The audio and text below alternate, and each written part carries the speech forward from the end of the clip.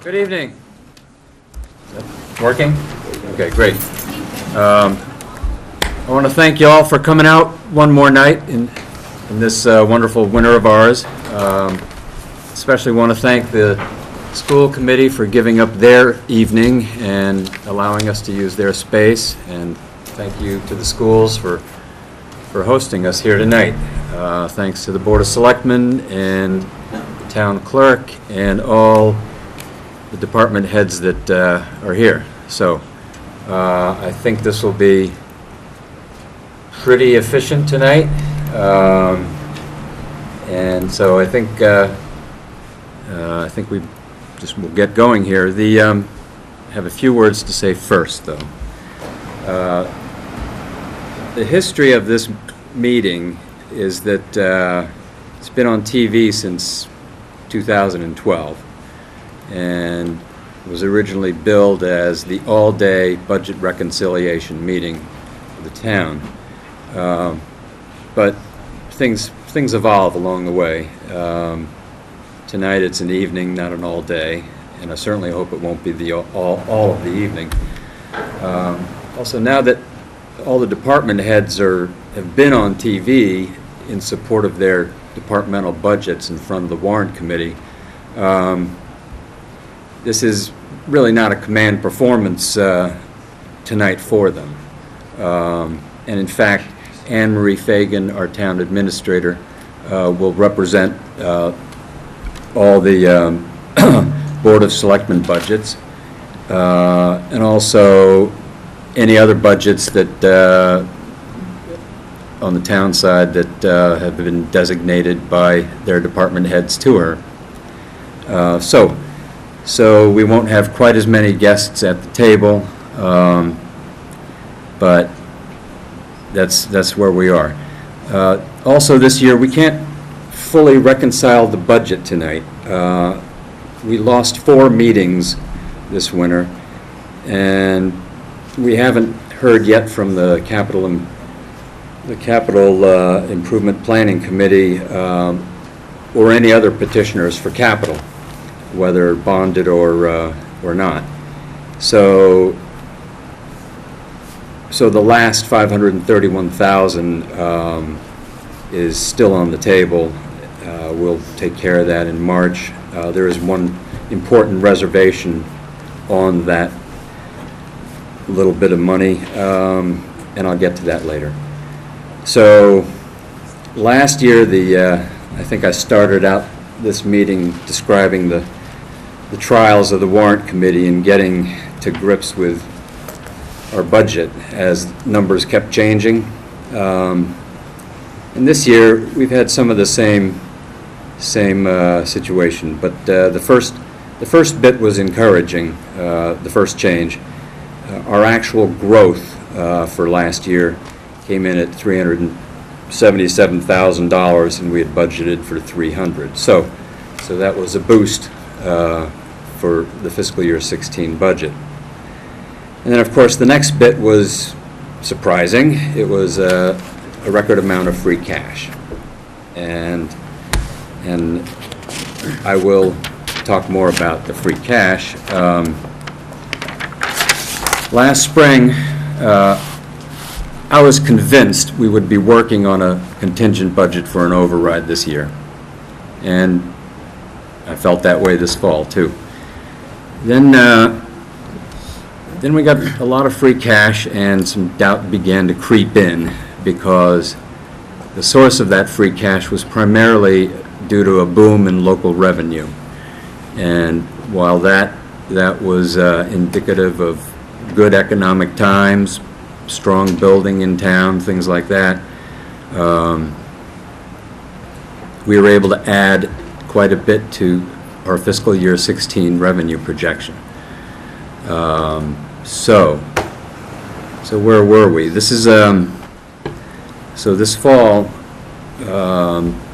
my thoughts on an override were in the context of, well, we know we need an override for the firefighters' medical fund. We had set that up by article at previous town meeting, and And we were just getting the news of new EPA mandates on stormwater management, and so the requirements of that are about $1.3 million a year, and we're currently only investing about $500,000. So that would require an $800,000 override all by itself the following year, because the mandates are enforceable in 17. So, and then really the underlying context is that the last operational override was passed June of 2009 for fiscal year 10. So that's sort of the initial context in the fall. And as we began to think about this, I began to develop different scenarios for different override numbers, override budgets, and also budgets without overrides, survival budgets, or to one extent or the other, and I based them on differing amounts of supplemental levels of free cash. So when we discussed those possible scenarios in our committee, we generally felt that we preferred an override effort, but failing that, we preferred a budget scenario in which we spent enough free cash to avoid a deep disruption of services to the town, because we feel that we have two general obligations. One is to balance the budget, and the other is to try and deliver a stable level of excellent service to the town as much as possible. So we're contemplating all of these things, and this is in a context of departmental budget requests that totaled $4,466,000, or about 5.7% over fiscal year 15 appropriations for those departments. Now, that by itself is tough to do, because our revenue, without sort of the stabilizing effects of water and sewer, is up 3.7%. Actually, if you take out the change in free cash, it's only up 2.3%. So we knew we'd have to take a sort of triangular approach to our goals for this budget. We'd have to look at a lot of cuts on the town side and on the school side, and we'd have to supplement the budget with something. And so we got there, and we ended up coming up with targets of $500,000 cuts for the school department's budget and $650,000 in cuts for the town departments from their requests. Now, that may sound a little strange. It worked a little bit differently these are cuts from the requests for level service that those departments made. We also look at how much money above absolute rock bottom contractual level it was. I think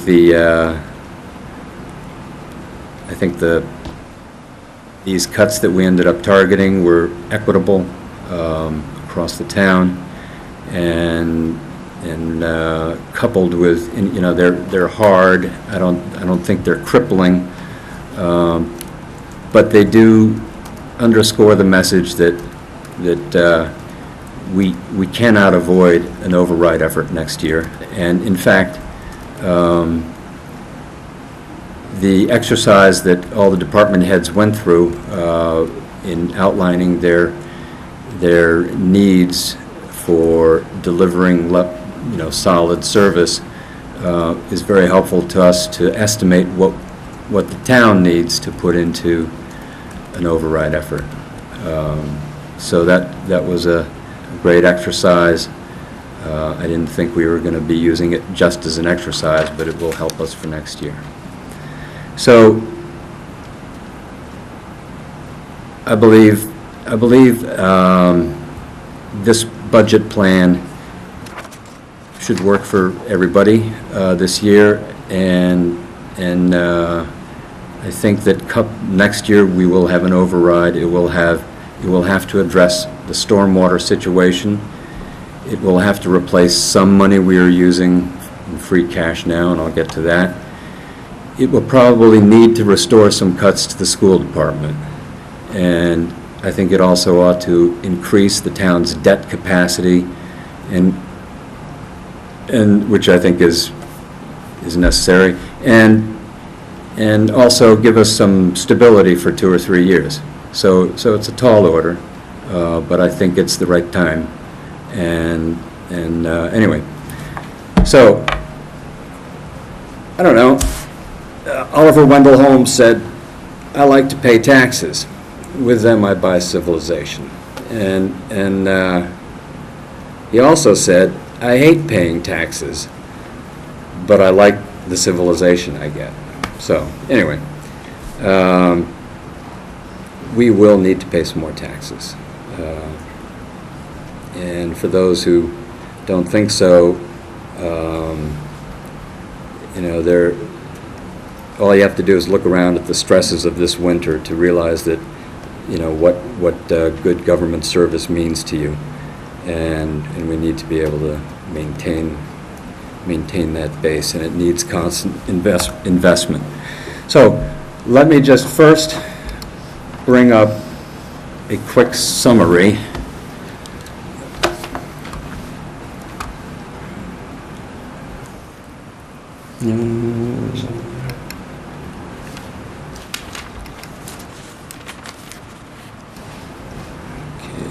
Here. Oh, where's my little number? This was a 5-page.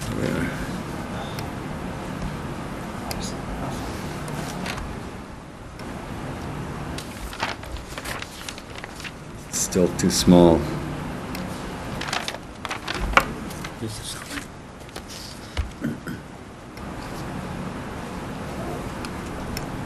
Well, that's the biggest I can make it. I do have some handouts here. At any rate, our revenues without free cash, $206,087. Expenditures, $102,061,587, and that brings us a deficit of $1,855,000. So, how do we close that deficit? Well, we used free cash, but $1,180,000 of it is for one-time items that are in this budget.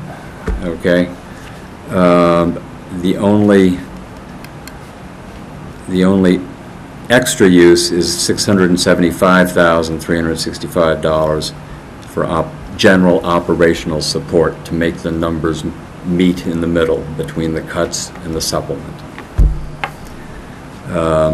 So this is the amount of free cash that we invested directly in this fiscal year 16 budget, and I think it's pretty sustainable. I'm going to go next to a slide that shows how we used or proposed to use all of the free cash, because I'm sure somebody out there is saying, wait a minute, didn't we get more than that? Well, yes, we did.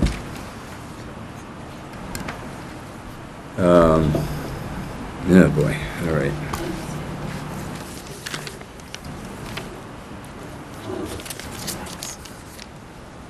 Okay, so this one, we'll take a look here. Hey, is there a way of, Paul, is there a way of getting rid of this junk here? Yeah, you have to get rid of your toolbars, but that's okay. Okay. Anyway, so what do we use the free cash for? First item is we're having a tough winter, and we were able to direct $594,000 of this free cash towards snow and ice in fiscal year 15, this current year, and we figure we'll need that. Okay, that's 20% of the free cash. The operational support I already talked about, that's 675. That's general support. So, question is, what is in that $1,180,000? I don't know if you can read this or not.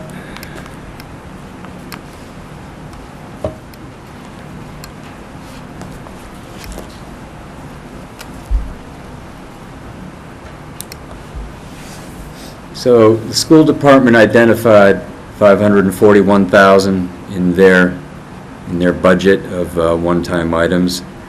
As they did last year, they'll be backing out that amount for next year.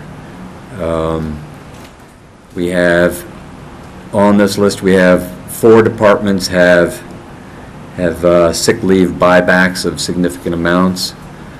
We have $60,000 directed towards consolidated facilities for repair projects across town.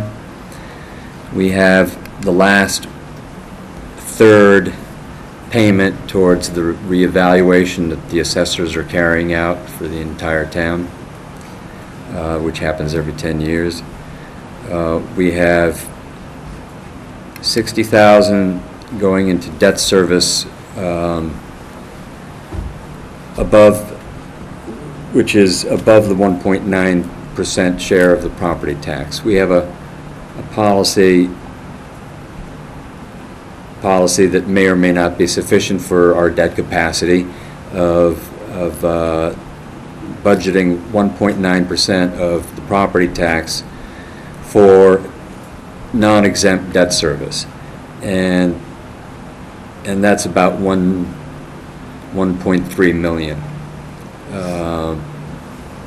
The requirements of this year's debt service went slightly above that, and rather than take it out of the capital stabilization fund, which is which is set up for this purpose, we thought we could take it out of free cash since that was available.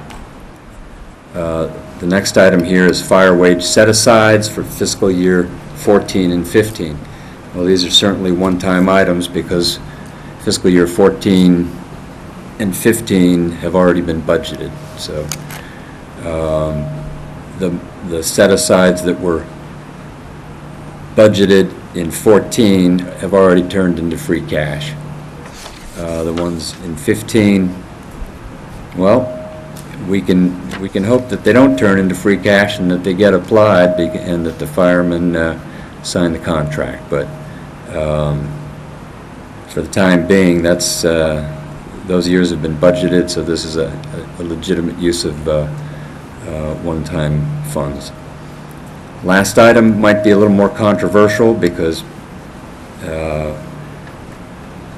one could make the argument that you ought to pay this every year, and we probably should, but it is discretionary, and the Department of Revenue thinks it's just fine to use free cash on stabilization funds. So that's the makeup of the $1,180,000 on the previous page. So those items together come to $2.5 million, roughly. Of the remaining funds that I mentioned, 531. We will have to allocate $300,000 of that for fiscal year 16 medical funds for the firefighter in lieu of a successful override effort. If the override doesn't pass, we still have to pay the bill. So that's where we would get it. And this doesn't. If that happened, that would be unfortunate. That would only leave a small amount there for capital unbonded, unbonded projects. So that's, Perhaps explain what OPEB is to people on TV. sure. This last stabilization fund, I've been reminded to explain that OPEB is for other post-employment benefits, and it's basically health care in retirement for town employees. So I don't know. I think I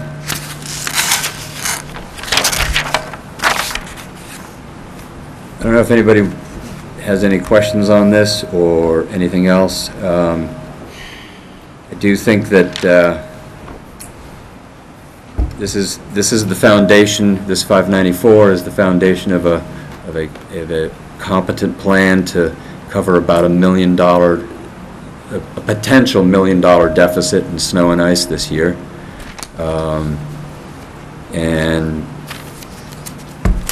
and the rest of it is what you see. So I'd like to move on to a quick description of the revenue and walk through that so that we can see what we have and what we might expect.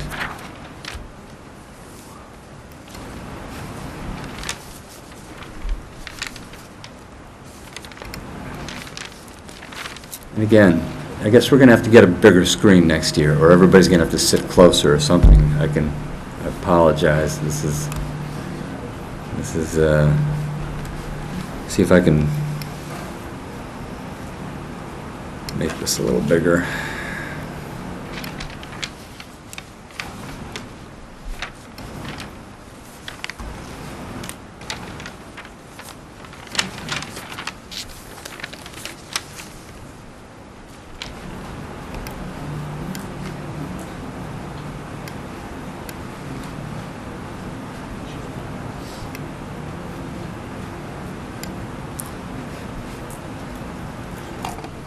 Okay, so property tax, here's that 375, oh jeez.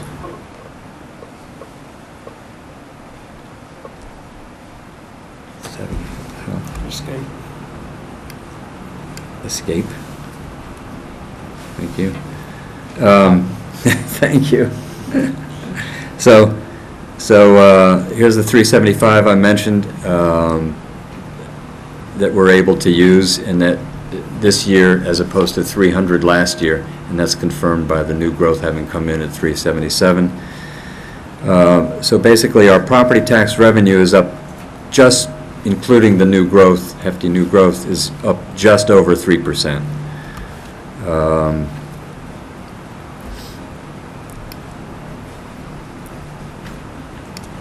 Included with the debt exclusion for the school and library buildings, the tax levy is up just under 3%.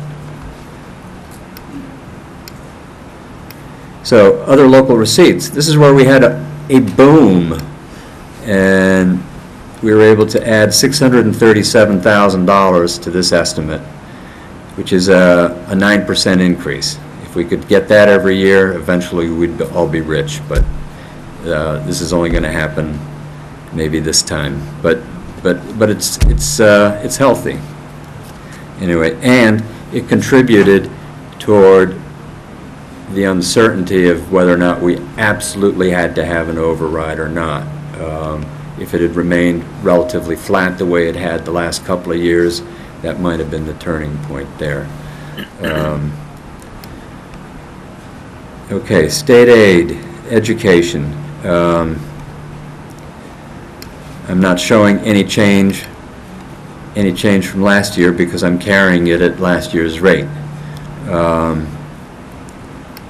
I guess I try not to follow the state too closely, but some of us do, and I'm told that we may get some reading of the tea leaves next week. I don't know, my feeling on on this, well, it's 6,000 here, and another 6 million here, and another 3,700,000 there. We offset against that are the assessments. So our net from the state is about 6.5 million. My feeling on that, and we'll get to this later, is that if it goes up at all, it's likely to be the Chapter 70 money, and although a lot of cuts were hard, the only department that's actually cutting people is the schools. So if we get more money earmarked for schools, I think the Warrant Committee would be inclined to push it towards the schools. The other available funds. Okay, well, all right. Leash law is an anachronism that we'll have to deal with some other time. But I want to just mention the overlay reserve. The overlay reserve, we got a lot of it last year, and we had difficulty trying to figure out how to treat it conceptually. And so we decided that, I explained this last year, we decided that we should be able to use the average return from the overlay reserve for operational purposes. The overlay reserve is funded every year with $420,000 or $400,000 currently operationally funded dollars generally, and then when it comes back, when the assessors are done with it and we get back about $164,000 on average. So we figured, okay, we should be able to use $164,000 for operational purposes, and anything above that we would treat as one-time monies. So this year we got $160,331, so our estimate of $164 has proven pretty good. So that has just gone into operations. Here's the free cash. It's 900 more than it was last year, and we've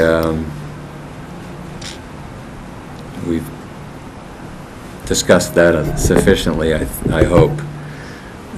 Water and sewer, I don't have any updates on that right as of yet. So all in all, without the water and sewer, revenues went up about 3.7%, and with it 3.2. If you back out the free cash, it's only about 2.3. So you can see that when we get budget requests for 5.7 more in total than the previous year, there's an automatic mismatch. So that's one way of figuring out how much you need to cut. And by the time we got through targeting, coming up with a cut target, we're down to those requests for $4,466,000 have been trimmed to $3,014,000, or about 3.9% over fiscal year 15, and that took a lot. Anyway, I don't know. We are projecting $103,187,327, and I would take a motion from the committee to vote that number. Someone's. Second. Great. All in favor? Should we vote that number? Aye. It's unanimous, Julia. Thank you. All right. I'm not sure we're going to vote anything else tonight. I discovered last year, of necessity actually, that voting it, all of the expenses as they appear in the warrant is a fairly efficient way to do it, so that our committee isn't recording votes for expenses and then re-voting them when the number changes because I was dyslexic and turned a 696 into a 969. So I found that it was really nice to be able to vote it. So we actually have not voted any expenditures yet, and probably won't until they're in warrant form on the screen at the Blute, and we'll vote the whole slate. So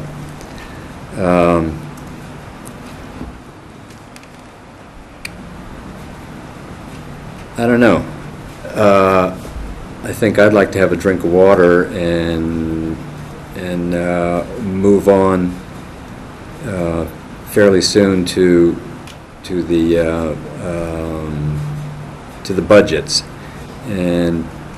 But first, I'd like to say that this committee had invaluable help from and a really strong performance, and I can't thank our town administrator, Anne Marie Fagan, enough. We couldn't really deal with a collective cutting of budgets on the town side until, really after we had seen most of the departments, pretty much all the departments. So Anne Marie Fagan was able to put together a very thoughtful and I think equitable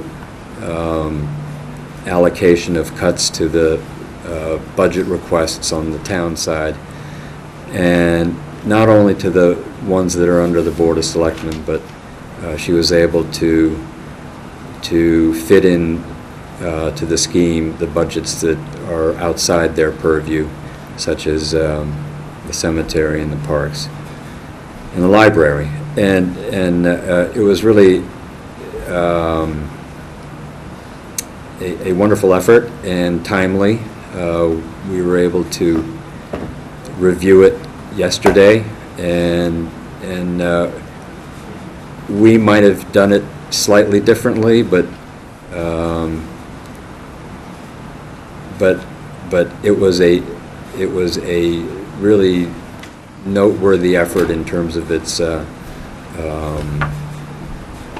fairness and ability to really look ahead and see what was needed and what could be scheduled for an override's efforts next year, and what we might be able to get by without for a year. So I want to thank Anne Marie tons for that effort.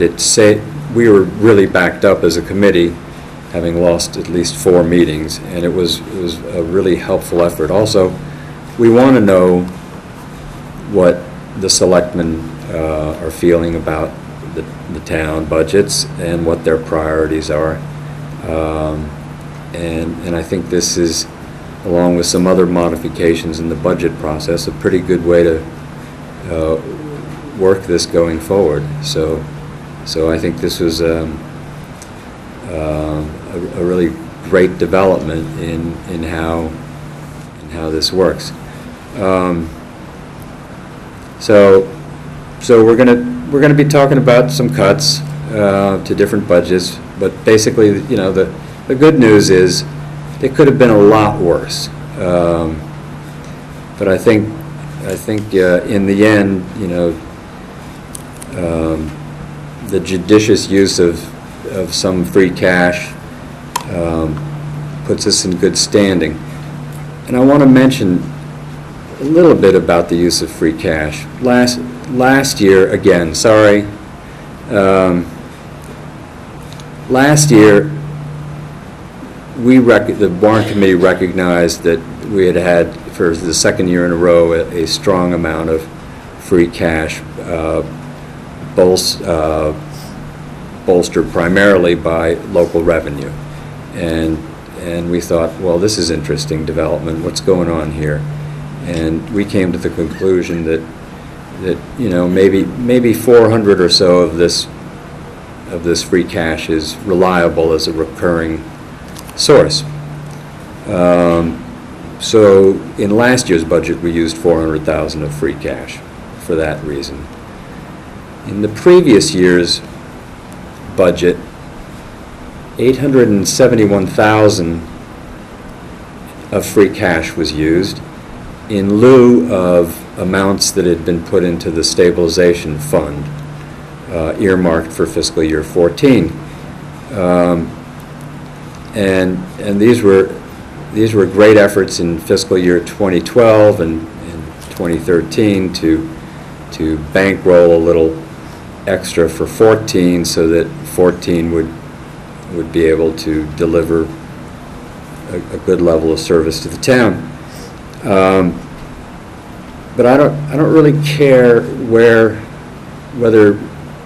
a supplement to the budget comes from a stabilization fund or free cash or an overlay reserve or what have you.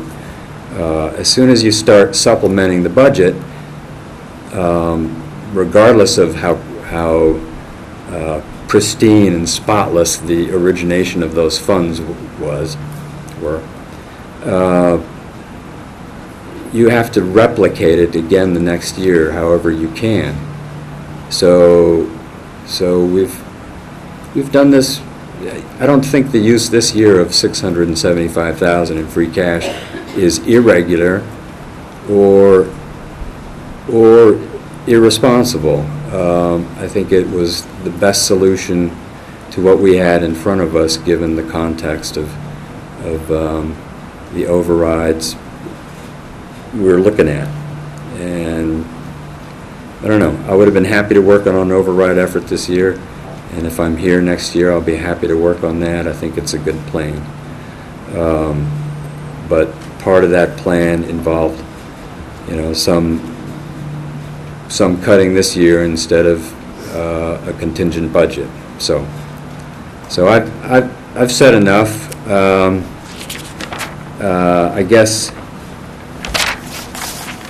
I guess if anybody has any questions or comments or observations, that'd be fine. But otherwise, I think we ought to move on to our. Oh, geez, come on now.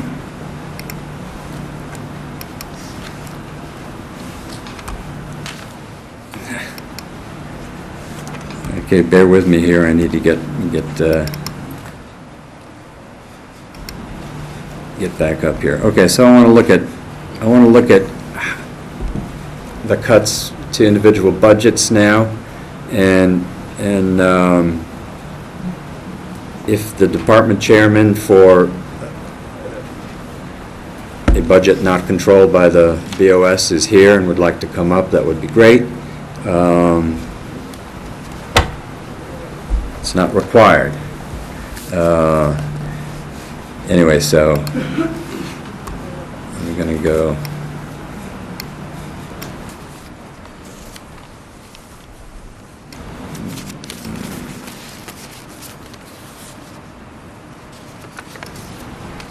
Okay, I'll look at that. Okay, so the Warrant Committee is the bottom of the list and it's first up, and we can talk to that. We decided as a committee that we didn't need all $600 of meeting expense money, so we took $300 out. And let's see, where are we here? Come on. So I'm going to put up this block of independent departments.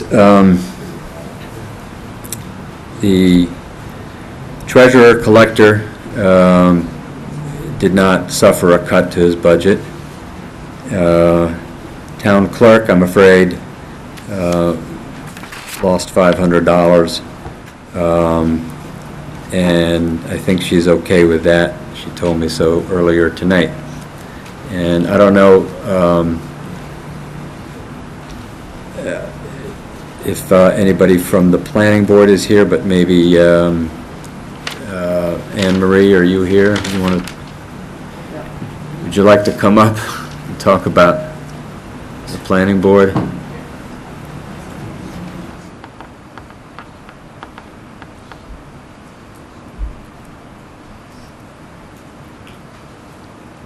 I was going to say thanks for this magnificent effort. This really was a lifesaver for the schedule of this committee and for the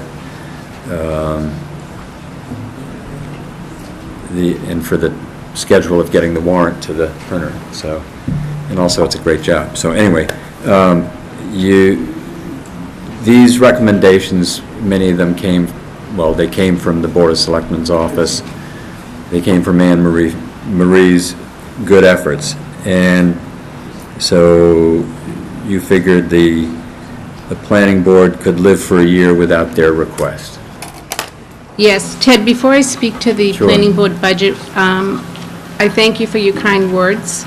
It was my pleasure to help to make this process an easier process this year, but I do have to thank my town accountant, who was very, very valuable in helping me to compile these numbers.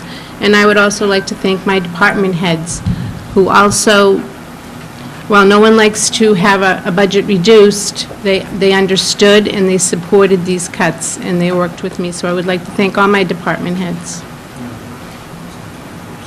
Great, thank you. I was going to get to Amy later, but she's facilitated our work every step Wonderful. of the way this fall and winter. Absolutely. So The planning board. So the planning board, that's a pretty big cut on a relatively small request. That is the difference between a half-time senior admin clerk and a full-time. That's correct. believe. They were looking to increase the hours of their senior admin clerk from 22.5 to 37.5 hours a week. They, again, understood the cut and Right. hope to be able to put this in their fiscal 17 number, to have a full-time senior admin clerk for clerical support. Right. But Well, life gets more and more complicated all the time from the planning perspective. that's right. Now, I didn't see David here, so, for the parks, so, again, it's a labor situation. It's W-2 labor position that was currently vacant, and he wanted to fund it for fiscal year 16 for $30,338, but he will defer funding that for fiscal 16. And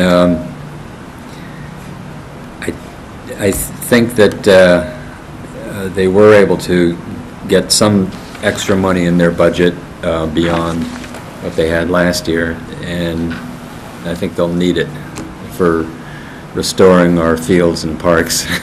Exactly. There's some in there for utilities and for restoring fields and parks in light of the snow piles.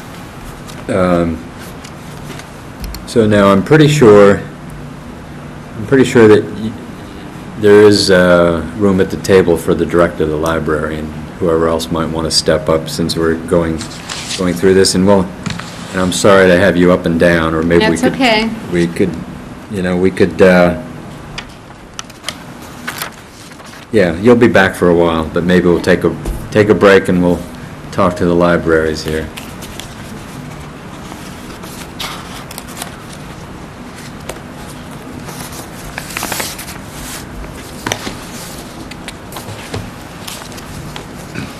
Okay, so we have Brendan McLaughlin and Will Adamczyk. Anyway, director of the library here, and we do have to cut your budget, or suggest that you live within a budget smaller than your request by some $15,000. I want to mention that this is about as good as it gets, I think, in a non-override year for any department. You're adding 4 hours of labor to one of your librarians, and you're getting another part-time librarian. That's correct. And it's not, I mean, I wish we could respond this way across the board. You're not getting everything you want. There's another position sitting out there that we can't fund. But your budgets have to change they have to recognize changes in circumstance and changes in demand. And the library seems to be fast on its way to becoming the cultural center of Milton. So I know I spent more time there than I used to. So at any rate, but I do want to caution you on this a little bit. You have a heavy dependence on electricity for your heating system, and you will need to try and reserve another 7,000 or so, probably. But we'll see. Because it's heat and because it's so cold, I have no idea where you are this year even. So good luck with that. Also, since there was quite a boost, your materials requirement has gone up as well. So I hope you can reverse engineer that so you can take care of that without the need for anything else. Sure. So I don't know. Anybody have any questions for the libraries here about their plans for this budget? Guess not. I guess we did a number on you the last time, so thanks. Well, thank you. I mean, I appreciate your comments about becoming a cultural center, and I think we really are. And I think that our requests for an increase in staffing or go towards meeting the demands that the residents of Milton are using our building more and more, not just for books and movies, but for concerts, shows, and kids events. So I appreciate all the hard work your committee's been doing in between shoveling, and myself and the board are comfortable with the decisions that we've made here tonight. Okay, great. Thank you. Thank you. Thank you. And so what do we have left? I don't know if the cemetery is here or not. She is taking a $6,000 cut. Is Therese here? No. All right.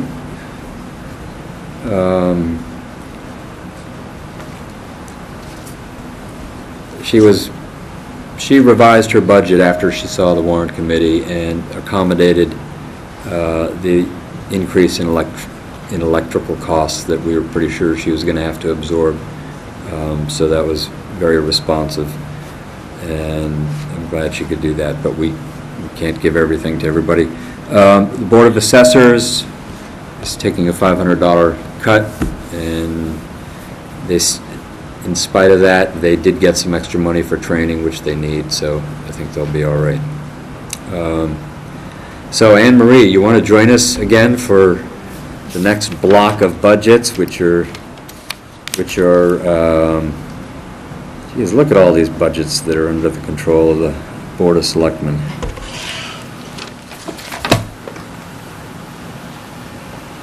Oh, great, and we have Katie Conlon here as well, our Select Lady in Chief. So, I don't know where you'd like to begin. Just for the record, I don't know why I'm doing this, because of course everybody watched all the other televised meetings of the Warrant Committee when you were here discussing your reorganization plan, which involved the central business office as well. But at any rate, you are cutting the central business office $500. Yes. But they can absorb this without difficulty. They are still getting some above contractual levels, so. That's correct. The $500 reduction will reduce their line item for seminars, and I've spoken to the town accountant, and she's comfortable with that. Okay. All right, so the next budget down is consolidated facilities, and I didn't see Bill Ritchie here. He's probably plowing snow the schools or around town. The $10,000 reduction to consolidated facilities will be about a $6,000 cut to seasonal, which will bring him to his fiscal 15 appropriation, be a cut to his overtime, which will bring him approximately to his fiscal 15 appropriation, and a cut to his equipment maintenance line.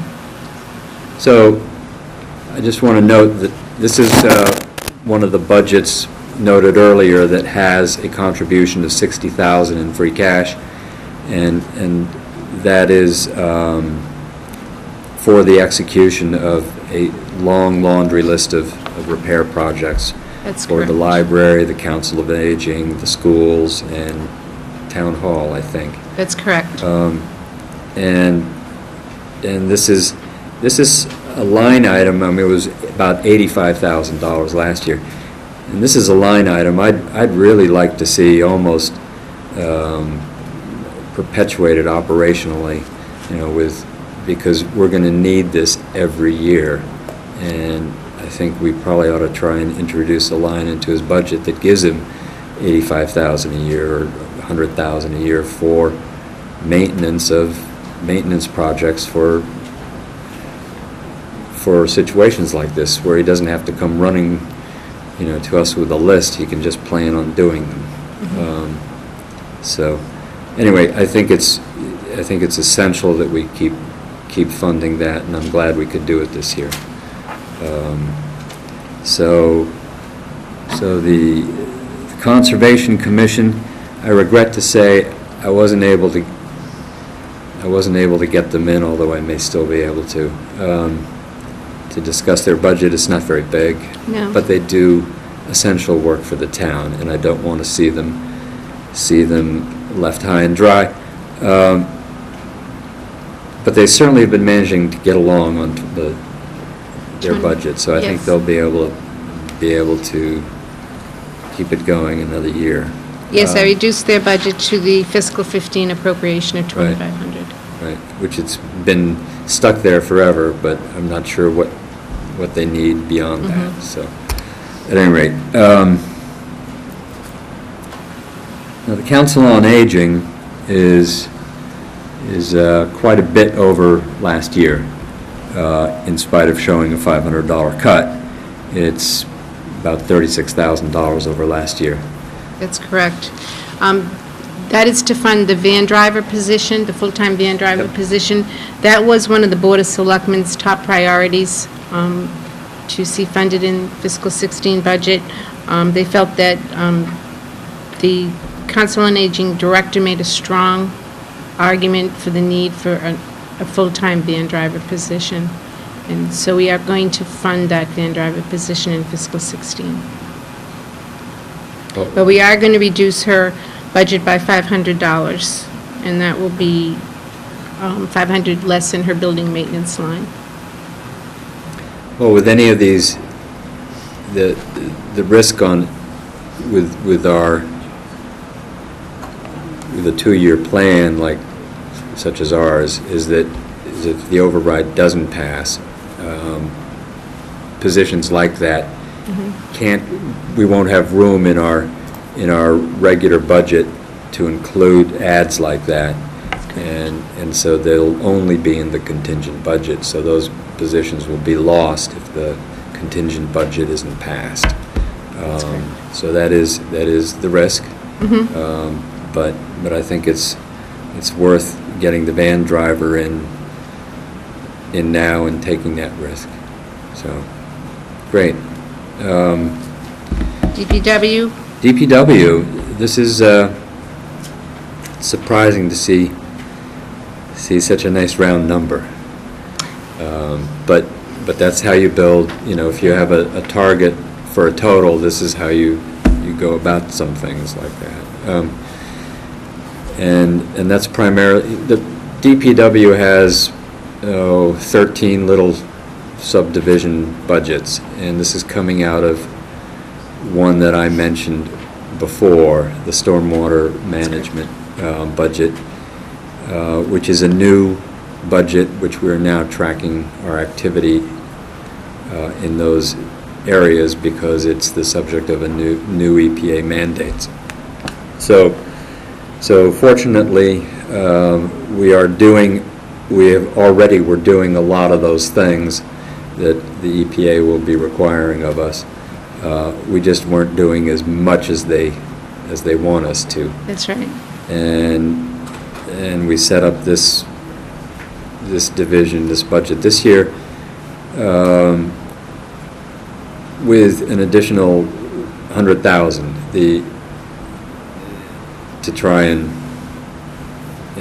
increase our capacity towards dealing with these problems. The initiatives, that's right. We were hoping to start some initiatives in 16 that, as you said earlier, aren't really mandated till fiscal year 17. Right. So if we need 1.3 for these efforts, we had a budget for about $600,000, and now we'll have a budget of about $500,000 in that division. So we will need an override for about $800 next year. That's correct. And that cut actually brings the DPW budget down to about $10,000 more than last year, which is stunning economy. It really is. And a lot, anyway. But we also have that $150,000 savings on the solid waste contract, so that the $150,000 savings was then distributed among other line items for fiscal year 16. Well, a lot of that was shifted over to the stormwater management to kind of beef that, Right. try and get that going. Right. So Fire, $209,000 cut. yes. And I know that the Warrant Committee has a reserve fund transfer request for overtime, and I know that a big part of this cut is overtime. Well, he increased his request $100,000 from fiscal year 15 to fiscal year 16. The other cut is a new lieutenant position that he was looking for, and he had, in his fiscal 16 calculation, he had calculated personal day buyback at maximum capacity. So I reduced that to what his level has been for the past couple of years. But the overtime issue, that's a tough number to really target every year because his is predicated on injuries throughout the year. Last year, he stayed within his line for overtime. This year, he's got a number of injuries. He's got a number of firefighters out injured, and that is why his overtime number is climbing this year. Next year, we hope that, we don't face what we're facing this year, and we're going to have to monitor it earlier next year so that we can address the shortfall and maybe creatively do some rolling stations or... Well, we'll have to look at that carefully in terms of a contingent budget. That's correct. And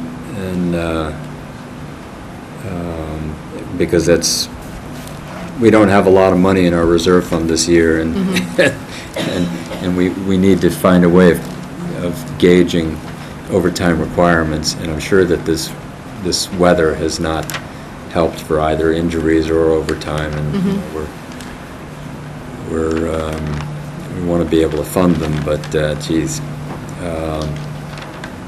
that's an overtime request going from 300 to 400, so it's real tough. Yep. So, but he did, the good news for the fire department is that there is still a little bit of extra money for equipment and training. Yes. About 50,000 above last year. Yes. Okay, and now alphabetically, general insurance is the next line item. And you have a cut there that we recommended. Yes. Down to, to trim you back to. Thank you very much. Right, well, we hope it doesn't come back to bite us. We recommended this to trim you back down to your levels Level. last year. That's correct.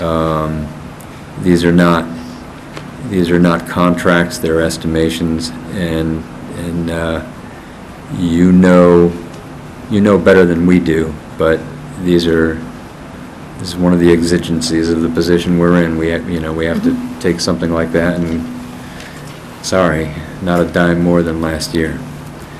And we did that to you, well, same story, skipping down the law, we did the same to you there. Yes, you leveled it to the fiscal 15 number. If there are deductible claims or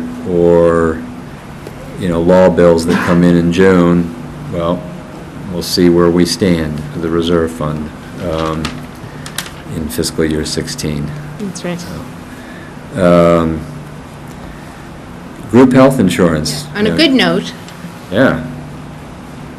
we were able to, the town accountant and I, over the weekend, we took another look. As you know, when we submit the group insurance budget in the fall, it's really early in the fiscal year. We don't have a good track record for the claims at that point. So we always like to mid-year take another look when we have a real six-month actual number for claims. And so we were able to, with our claims in the beginning of the year started a little high, but then they came down and tapered off. And so that coupled with, we took in the beginning of the fiscal year, we look at the enrollment figures, and it changed slightly the past 6 months, so we're able to reduce that a little bit. So we're able to bring the group insurance budget down by $350,000. And that was key in helping us figure out how we were going to deal with a snow and ice deficit. Because correct. the 300,000, you can see it says right up there, well, maybe you can't see, because this is really fine print, but it says over that 300, it says recommended to be applied to snow and ice deficit, and we're certainly going to do that, and we're happy that was available there. And the other 50,000 in savings, you were able to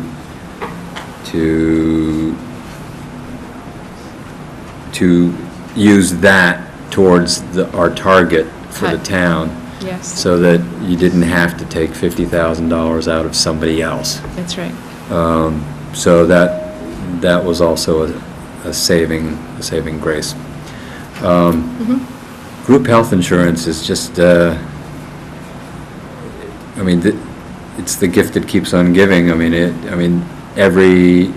I'm not sure why we tend to estimate high, and then at the last minute it comes down, and that's great that we can monitor it like that.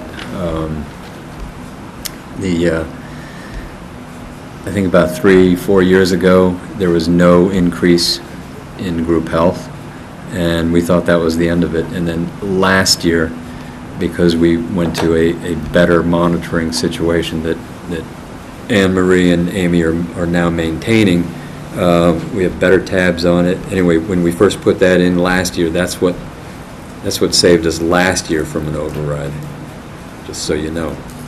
Anyway, it's